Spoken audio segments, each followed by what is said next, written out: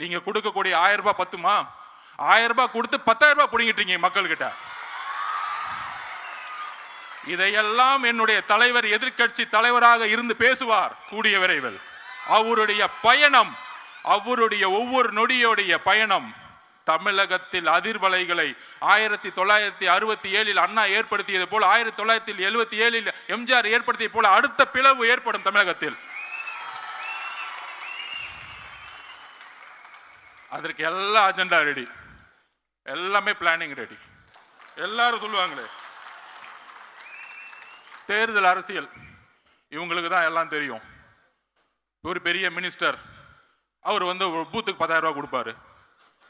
அவர் வந்து கோயம்புத்தூர் பக்கம் வந்து எல்லாத்தையும் பார்த்துக்குவாரு, ஒருத்தர் திருச்சி பக்கம் பார்த்துக்குவாரு, ஒருத்தர் வந்து திருவண்ணாமலை பக்கம் பார்த்துக்குவாரு.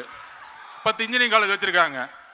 1967 மக்கள் தூக்கி போட்டதும் 1977 எம்ஜிஆர் அவர்களை கொண்டு வரும் போதும் பண பலத்தை நோக்கி இல்ல, மக்கள் செல்வாக்கை நோக்கி.